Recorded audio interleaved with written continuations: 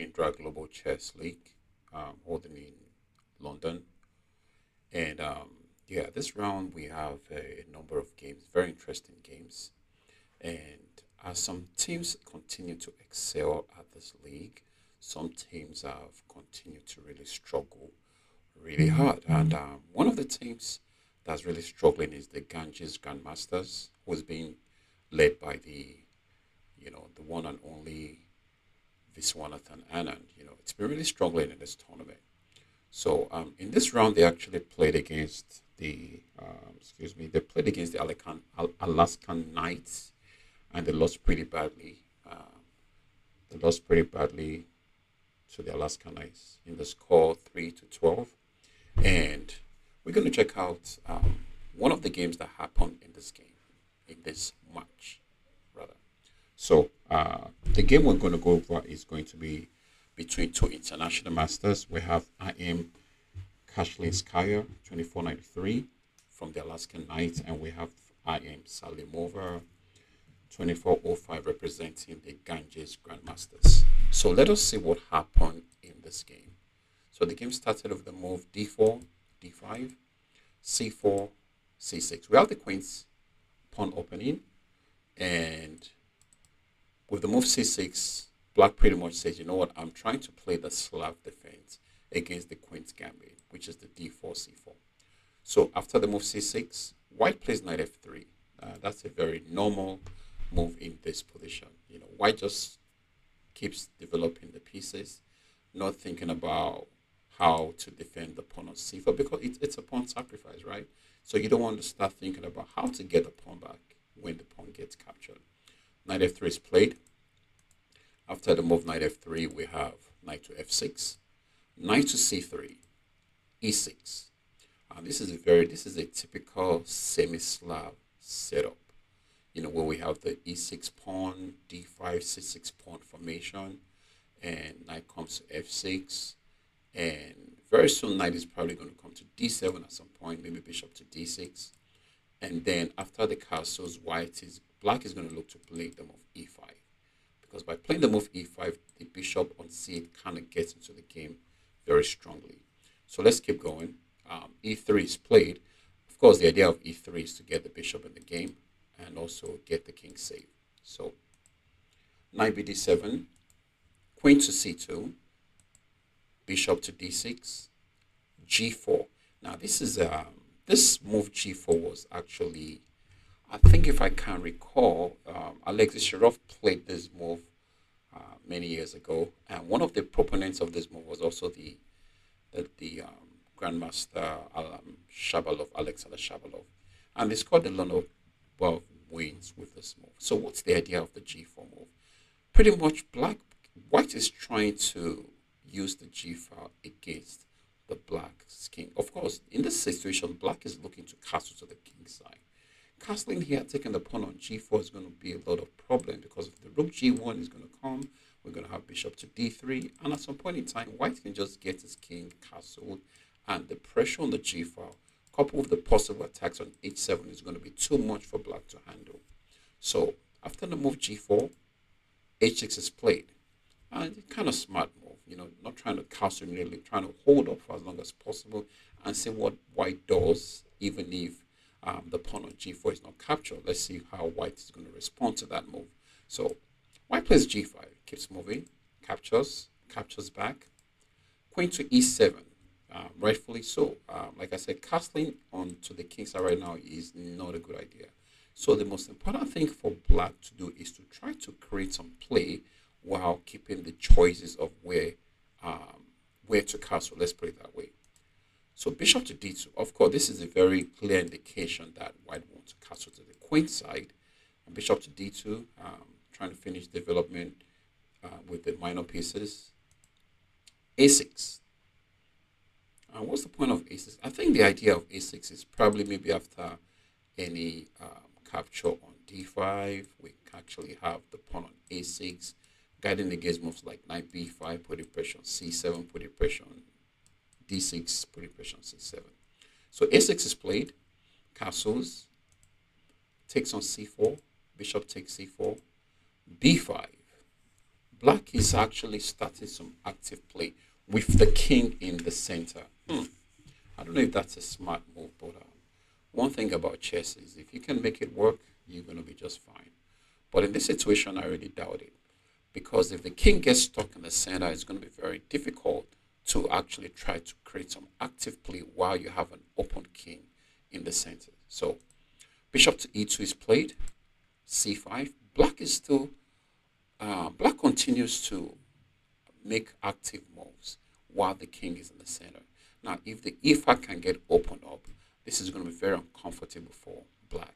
Now, I don't think it's possible for black to go to the queen side because the early expansion of the pawns, and going to king side is not a good choice either because there's always the h4, h5, h6, which is going to just blow open the black position. So I don't know how long black is going to keep the king in the center, but we're going to find out and see if it's something that works out for black or not. So bishop to f3, very good move. Relocating the bishop to a very strong diagonal, putting pressure on the rook on a8, and of course bishop c6 also a possibility. And it's just, in this situation, it's not just the time to start making moves like d5. But I think in this position, you want to open up the position, not close it, because if the position remains closed, then black has some chances of trying to kind of maybe save the game in some situations. But in a situation where a king is left in the center, your opponent is behind in development, you want to open up the position. Even if opening up the position is going to cost you a pawn, that will not be a bad investment at all. So after the move bishop to f3, rook to a7. So it is fair to say in this position there is no way black is going to castle to the queen side. Why? In the game of chess we have rules. Once you move your rook, you cannot castle with that rook. So you have to use the other rook. And of course, in this position, like I said, it's not a smart move for for black, to try to castle to the king side because it's just like pretty much asking for trouble. The g file is already opened up, and it's very easy for, the g file is open up, and it's going to be very easy for white to open the h file up. So after the move rook to a7, king b1, very important move, king b1. Especially with the rook going to a7. Rook c7 is also always a possibility. And you never want to let your queen and your king be on the same file with a rook roaming around the board. That's a no-no. Rook d5, rook to c7 is played. Now, d5 is played here. And I mentioned earlier in my analysis, we don't want to play d5 in this position. You don't want to close the position. You want to open up the position. Why do you want to open up the position? The black king is stuck in the center. So you have to try to open up, even if at the expense of sacrificing the pawn, just to try and exploit the fact that the king is stuck in the center. What would have been a nice move for white? Let us see. The engine is suggesting knight g e4 or knight c e4. It's a good idea. For example, knight e4, if you takes back. If you take on, for example, if you take, I'm going to take back. If you take, I take back. If you take, I can do that check, I think. Can I do, sorry, I cannot do that. I can just play queen d3, which is very strong. You cannot take on e3 because you're going to lose a piece. So, and the more open this position gets, the better it is for white. I will just say, you cannot play d5 in this position because it's going to help black. But the move d5 was played, and immediately black has the advantage. Isn't that crazy? Sometimes, and this is why when I talk about chess, I always like to talk about principles. I always try to talk about principles in conjunction, or I don't know if that's the right word, or in connection with the theory behind openings. So what's the principle behind not moving the pawn to d5? It's pretty much you want to keep the position open. Why do you want to keep the position open? To try to get to the king, the queen and the king on the same file, that's a red flag. You want to try to find ways to try and exploit that situation. So d5 is played, captures with the bishop, and of course you cannot capture with the knight because after takes your g5 is hanging. So knight takes bishop, knight takes back. It's interesting. I have no clue why. Both players still are like 13 minutes and 11 minutes. I have no clue why black white decides to give up a piece, uh, I really have no clue why that piece was sacrificed. What piece am I talking about? The one on g5. If you're going to open up the position, I don't say, well, I don't think giving up a piece is a good idea because I don't think you're going to have enough to be able to exploit the fact that this king is still in the center. So here, e4 is played. Of course, there's an attack on the queen. The queen goes to a4, h5, sorry. Bishop to c3. The threat is bishop takes g7 is very strong, right? Bishop takes g7 is very strong. Rook to c6. Rook moves to c6.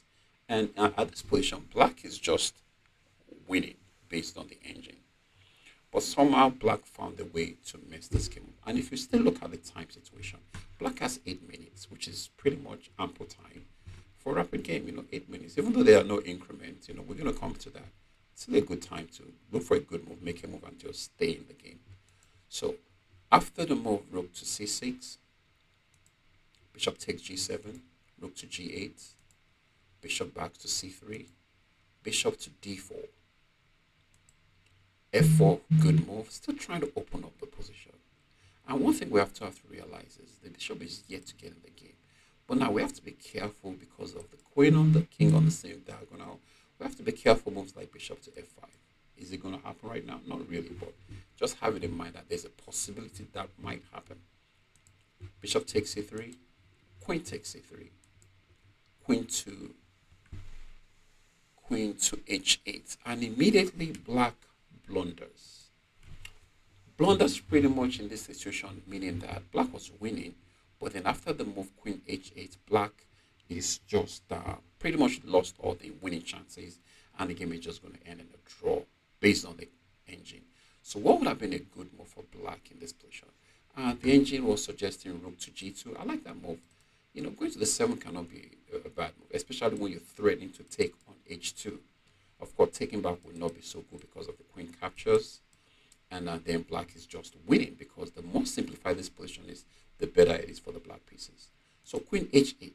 This is one thing that, well, it's easy to sit behind the engine, the laptop, and just give analysis and all that stuff.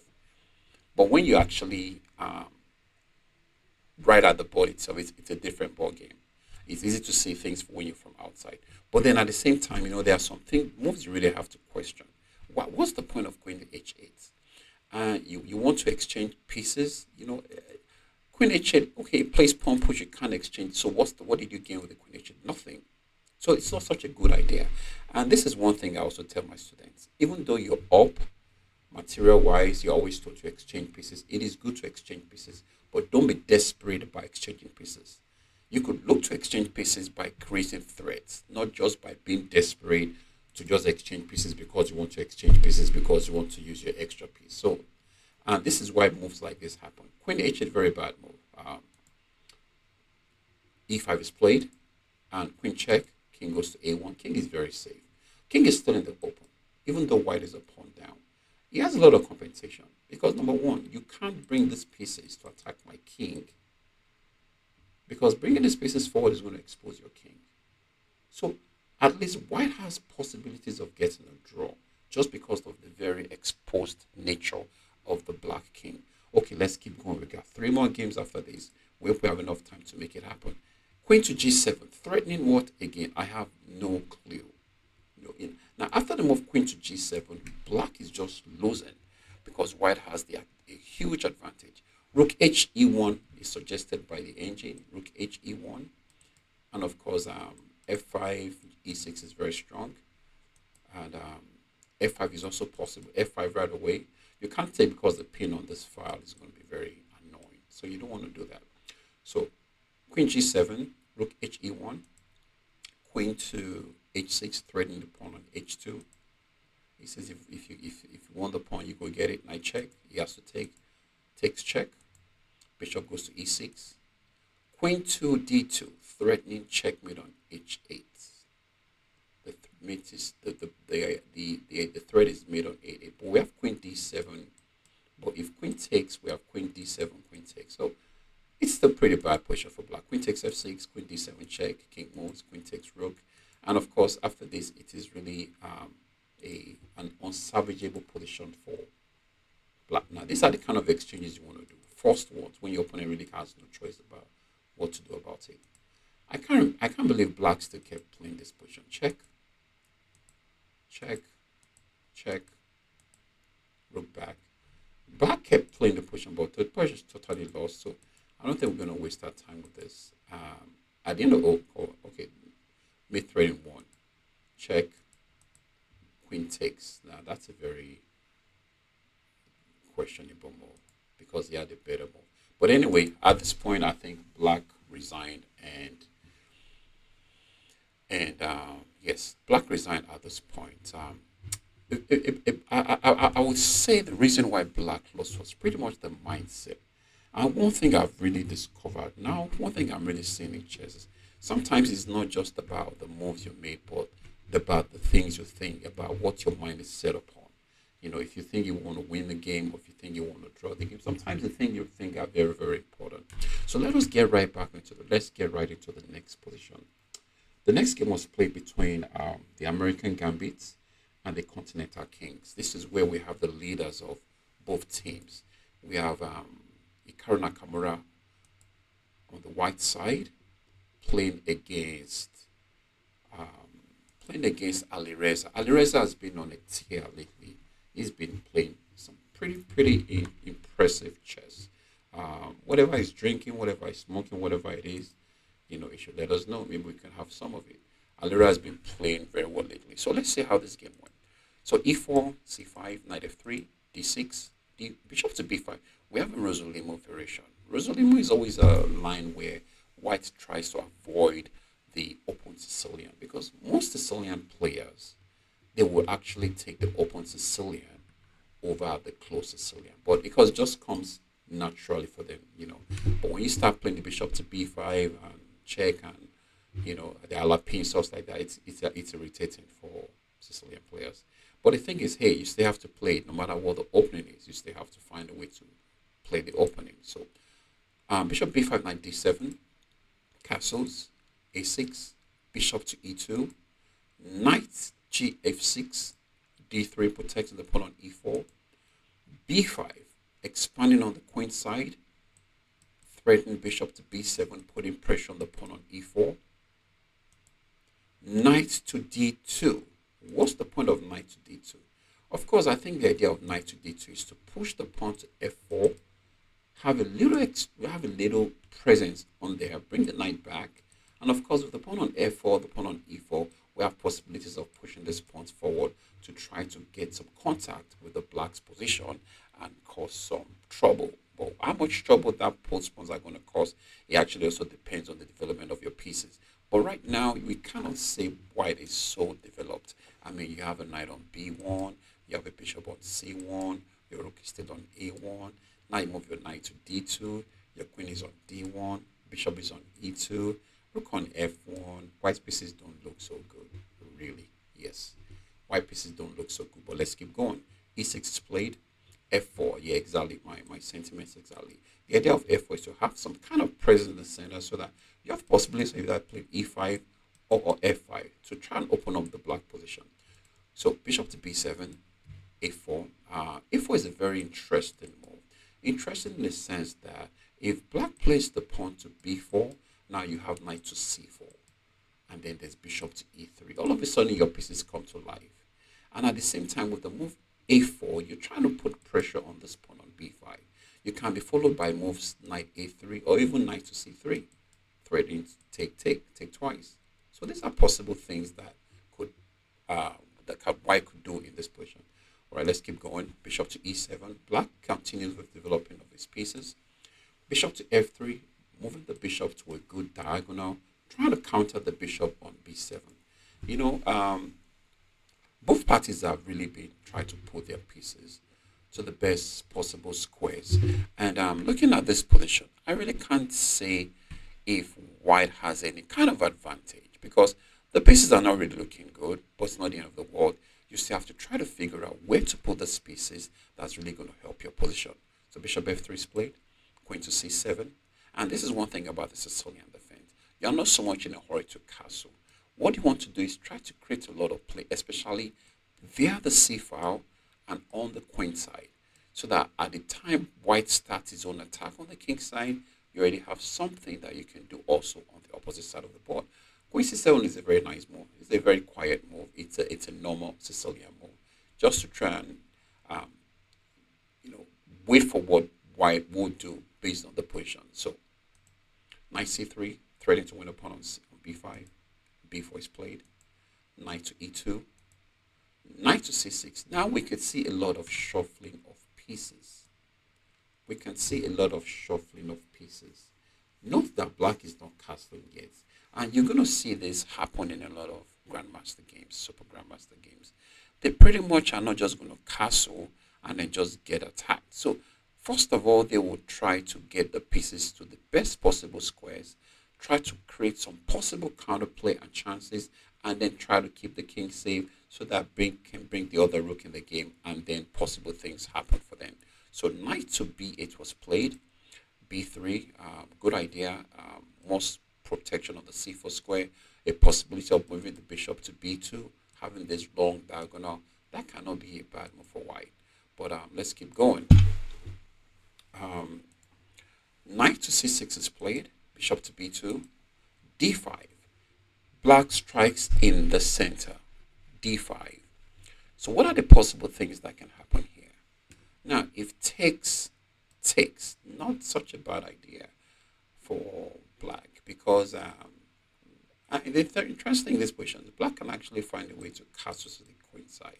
Yes, it can. Why? Because these pawns are locked up in such a way that there cannot be a way for white to try to create some play. And this pawn can go as far as a5, and then that happens. Nothing happens afterwards. So in this position, don't be surprised if black at some point in time tries to castle to the queen side. Coming to the king side is not such a good idea, because I just think g4, g5, you don't want to put yourself in a situation whereby you just have to keep defending and defending. But let's see how the game continued. Queen to e1. Queen to e1. Very, very interesting move. And I think it's a move that is really required. The queen on d4 doesn't really have anything going on along this diagonal. Nothing going on here. Nothing going on here. Nothing going on here. So guess what? You have to bring the queen to e1 to try to make some things happen either here or here. Just try to activate your pieces. Put them on good squares. So queen to e1 is played. Castles long. Wow, I just said this. I'm not surprised black is castling long. So one thing we have to learn, we have to learn from these big boys is, the way they play, the way they read the games, the patience and all that. So I think the black king is really safe on the queen side, because white doesn't really have any pieces that can harass that black king on the king side. So right now, it's easy actually for black to just try to pawn storm white on the king side. What do I mean by that? Possibility of just rolling these pawns down, maybe rook here, and just bringing these pawns down to try and get this king. That will not be something that is far-fetched. And the sad thing in this position for white is it really can't create any pressure on this king. If I had the black pieces, if I have the white pieces, sorry, I mean c3 with the idea of take, even if it takes back either this way or that way, I can bring my rook to c1. I have this possibility, and then my bishop has this. So I'm just going to try to do something based on probably the c5. Just try and get it open at some point. So in this position, queen to f2 was played. What's the threat? Nothing. We always ask ourselves our questions. And also with your queen on f2, king on g1, always have to be careful with a move like bishop to c5. So don't let this queen king on the dark square be there for too long. So king goes to b8, rook a to e1. Makes sense, because rook has nothing doing on the a file. If you move it to the b file, absolutely nothing. If you move it to c file, there's a possibility the rook can do something. Why? Because we already have the move c3. If it takes, you can take with that the knight, you can take with the bishop, you can take with the rook. So the rook has some possibilities on the c file. What about the d file? Yeah, it's possible. What about the e file? It's also possible, but think about it.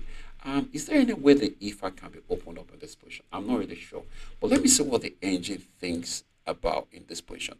The engine says rook a e1 is good. It says rook a to d1 is good. Okay? So those moves are actually possible for the white pieces. So rook a to e1 is played. I wonder what Hikaru is planning in this position. Hmm. Well, another thing is we can always look at the way the pieces are placed and try to figure out what exactly they have in mind. So rook a to e1, and I think one of the main reasons the rook went to e1 is pretty much centralizing these pieces. The rook on the f file, the f file and the e file, not bad. Maybe not necessarily on the d file, but let's keep going. King to a8, the king pretty much moving away because, like I said earlier, when you have a king and the queen on the same diagonal, you always have to watch out for situations like this. And I think the reason the king moved here is in case the knight have to move somewhere, bishop here can be very nasty. Because if bishop here, if you bring the bishop to stop, I'm going to take, you take back, I'm going to push the pawn, I'm going to win a piece, and I'm going to say thank you, and game over. So now white did the same thing. I hope we're learning something here. These little things count. These little things count. Don't just think they're moving the king boards because they just feel like when there's a possibility of danger, do something about it. H5, very logical move, and I mentioned this earlier also. In this position, black is going to look to storm this white king's position. Now, there's a theory I normally mention in my videos, and even when I'm teaching a class, there's a theory I normally mention, and the theory pretty much says when there's play on opposite sides of the board, that means when the kings are castled to the opposite side of the board, don't forget this. The first person to make a contact with the opposing king always, or I'm going to say most of the time, has an advantage. Most of the time. Not all the time. Most of the time. And I'm going to say 85, 90% maybe. But even if you say 80, 85%, that's still a big advantage. A big percentage. So h5 is played. Captures back. I'm going to say something about that capture. In a game of chess. By the way, if you watch this video and you learn something, anything at all, please let us know. Really, it's encouraging for us. In a game of chess, anytime there's a capture, takes. Anytime there's a capture, somebody got the better of that capture. That means somebody got a better deal from that capture every single time. Every single time. No matter how equal the position is. Anytime there's a capture, somebody got the better of that capture. So in this position, after the capture on d5, who has the better capture? Who has the better capture? Was the capture on d5 better for white or was it better for black? Okay, this is one thing I'm going to say. Now, let's look at the square. Let us just look at this. Let's look at the square f5. There's kind of a pressure on f5. That means we have the white pawn and the white pawn on e4 and the black pawn on e6, putting pressure on f5. So nobody really owns the f5 square right now. So black cannot say this f5 square, it is in my territory, I own it. No, because there's a kind of a torso for that square. Okay. Now let's watch what happens after the capture on d5. Now, who owns that f5 square right now? We can say it's black, even though black doesn't have a piece on that square, but that square is actually in its territory. So black owns it. The only way white can lay claim to this f5 square is if he has a piece attacking that square or a pawn. So we can go back and say the capture that happened on d5, who got the better deal from it? For me, I think it's black. If you have a different opinion, hey, let us know. Let us know. So captures, knight to g3. Now, knight to g3. What's the point of knight to g3? Knight f5 is possible. Putting pressure on e7, putting pressure on g7. And after knight to g3, yes, now we have control over the f5 square. But at what price? Knight g3 drops the pawn on f4. And GMs do this a lot. They pretty much just play around, throw their pieces around, waiting for you to crack, make that bad move, and then they just pounce on you and the game is pretty much over. They don't just do it against people that are much lower rated than them, but also they do it amongst themselves. Now, I think, and with the move knight to g3, I really don't know what the idea of that move is. I said, giving up the pawn, I don't know, maybe there got to be something, because a super gem doesn't just give up a pawn just because it feels like giving up a pawn. Queen takes f4, not the best move. The best move in this situation would have been queen to d7. Queen to d7. What's the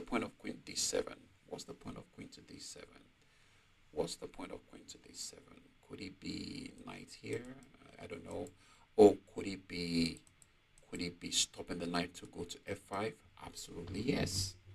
So black pretty much is saying, okay, now that you have a control over my f5 square, I'm going to take it back by moving my queen to d7 or c8, keeping an eye on that square. So, but instead it takes the pawn. Alireza said, come on, I'm going to take that pawn. Let's see what happens. Queen takes f4, bishop to d1. Now, this is another strange move for me because now white is looking for an exchange of piece, of queen, so should I say. And yeah, and I think the reason is because he's trying to ease whatever pressure that can come to this king. This is what I think. I'm not a GM, so this is my opinion. If you think otherwise, that's fine. Like I said, if you think there's something we need to know about this position that you want to share with us after watching this video, you can put them on the comment. Everybody's going to be, everybody learns something at this point. So of course, after the queen, bishop to d1, queen goes to c7. He says, no, I'm not going to trade queens. I'm a pawn up. I don't want to trade queens. I want to make sure I can create some pressure on your king. So let's see how this game continued. Knight to f5. Pressure on g7, pressure on e7. Knight to g4, threatening checkmate on h2. Queen g3 says, no, I can't let you do that. Queen takes, pawn takes. Now white has double pawns. Is a pawn down. If it doesn't have a serious threat on black's position, white can just be losing very quickly. But based on the engine, this is still very slight advantage for black. So let's keep going. Bishop to f6. Bishop captures back with the pawn. Of course, you don't want the knight to capture, so you want to take the pawn. And with taking with the pawn, even though you have double pawns, the pawns kind of do some things also. Knight f3. Bishop to c8, putting pressure on the knight on f5. The knight goes to d7. e7, captures back, putting pressure on f7. Now, if we look at this position, let us see who is better and why. Who is better and why? Black still has a pawn of 1, 2, 3, 4, 5, 6, 7. 1, 2, 3, 4, 5. Black is still up a pawn, which is a good one for black. Any other reason why, what we think? Now, white's bishop don't look so good based on the fact that he has a lot of pawns on the same color. So the bishop is not doing much. Of course, the knight on g4 is a beast. Bishop on c8 is a good move, is a good piece because you don't have a lot of pawns that you're protecting, right? And you could also even come to e6, protect the pawn. You could do many things. So bishop goes to e6. Okay, that's what it does. Protects the pawn. Protects the pawn on f7. Putting the honors on white to create play. Is a pawn. Is a pawn up with a possibility of improving its position, and yes, better placed pieces. So, and of course we have to keep an eye on this e3 square because knight e3 putting pressure on this, putting pressure on this. So bishop to e6, knight to h4, knight to d6, knight to e3, rook to e1, knight takes bishop. That's kind of strange. Takes back. Now this is one thing about chess we also have to know. Earlier on, I just mentioned the fact that the bishop on d1 is weak, is bad because of the pawns on the same color. But now, black goes ahead to capture this bishop. And of course, I think the reason they captured the bishop is because he wants to use, is going to transfer that advantage into something else. So what could that be? Now, looking at this position, and now after knight to e3, rook moves. Now, even though this pawn is hanging, we can't move the rook here because we're going to lose that pawn. And of course, you can't really move this here because you're going to lose this pawn. What if we move the pawn to d6? Now, bishop f3 can be very strong. Bishop e3 can be very strong. So at this point, black figured I might as well get rid of this bishop and try to see how I can use that exchange to my advantage. Rook captures. Rook to e8. Very interesting move. Very good move, I would say. What's the point? Getting rid of black's active piece. You can't hide because if you come to c7, I'm going to move my king to b8. All of a sudden, this rook is going to there's a threat on c7, so on c5. So rook here, I can move my rook here, trying to exchange the pieces, and then you really don't have any squares to move to. You have to trade rooks. So let's see what it did. It traded immediately. Takes back, rook to e1, pinning this bishop to the rook, moves the king to b7. Of course, when you get to the end game, it is time for you to try to bring your king to the center of the board. We're supposed to do 4 videos, 4 games, but I don't think we're going to be able to do that. We're probably just going to do this and stop on this. We don't want to have to do a lot of videos that are very long. Let's keep going. King g1. Of course, when it gets to the end game, it is trying to bring your king to the center of the board as much as possible. So king g1, rook to g8, threatening the pawn on g3. King goes to f2, protects the pawn. King to c7. Knight goes to f3. King to d6. Like I said, it's very important for us to move that king to the center of the board when we get to the end game. Very important. Knight goes to d2, stopping the c4 push. Bishop to g4, threatening what? I don't see any threats yet. Let's keep going. Another thing white has to be worried about here is if the rooks get traded, white's going to have to always be worried about the bishop just coming back and doing justice to this pawn. So bishop to g4, knight to f3, and knight to f1, rook to g5. Of course, the idea is rook to e5, and this check is very strong. See how white played against that knight to e3, bishop to e6, rook to h1, king to e5. This is a very bold king. This is a very bold king. This king is actually just moving right into the enemy territory. Does this king have some plans? Yes, it does. It can come all the way here. It can come all the way here. This king he has a path already. So it's not going to look good for white. I think if I'm white, I want to move my rook to h4, stopping this king from further infiltration of my position. And that's exactly what it does. Rook to h4, bishop to g4 says cut it off. Like, no, don't do that. I want to get inside. Don't stop me from getting inside. All right. It says king to e1. I guess the king is trying to come to d2 to stop the other king from going all the way into the position. f5 is played. Rook goes back to h1. f4 is played. Captures on g4. Captures back with the rook, putting pressure on the pawn. Rook takes check. That's not a big deal. I'm going to give you that pawn as long as my king can make some, forward movement into your own position. The king keeps coming in. Rook goes for a trade. Of course, rook takes pawn. Rook takes check. The king keeps coming in. Totally one position for black now. So he plays rook to f2. Black plays f5. King goes to d1. What's the threat? Of course, just trying to stop this king from probably trying to free this. This is possible. Take, check. If you move, you have to come here. Then I can take this or move and come here. But of course, this is a very good example of active king central supremacy. We have 1, 2, 3, 4, 5 pawns. 1, 2, 3, 4, 5 pawns. So black gave up his extra pawn to have his king on c3. That's a monster of a king. Equal number of pawns, but the king's position pretty much tells a different story. So one thing we can learn from this game is your king's position is very important, even if you have to sacrifice a pawn, because that pawn you sack, you're going to get that pawn back with some extra. So after the king d1, f4 is played, a5 is played, f4, rook takes. I don't think it's a good idea. So if d4 is played, rook to e2.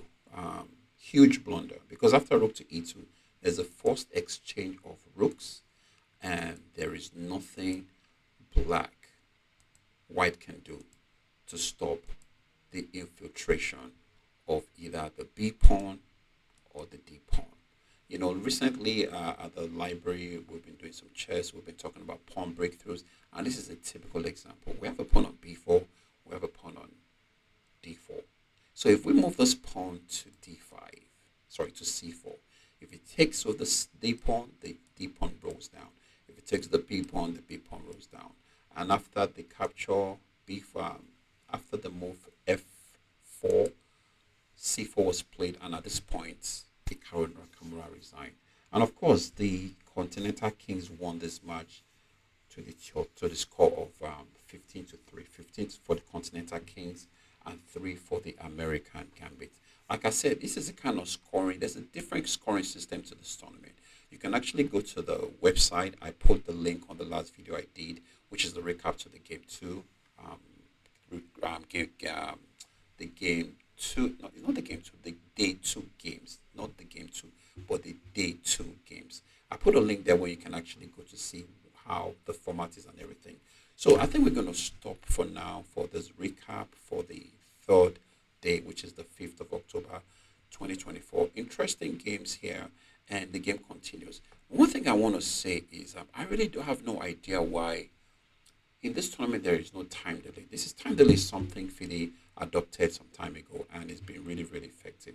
There's been a lot of time scramble in this tournament, and so many illegal moves being made. I don't know if they're enjoying that or not, but for the we fans that are looking at the game, is nothing to behold. So hopefully they can come up with some excuses or some explanation on why there is no time delay. Maybe it's something they just wanted to try out, but I don't think it's really working out as well as would expect. All right, thanks again for being here. That is International Master Ladakboadu, and we'll see you soon. Take care and God bless.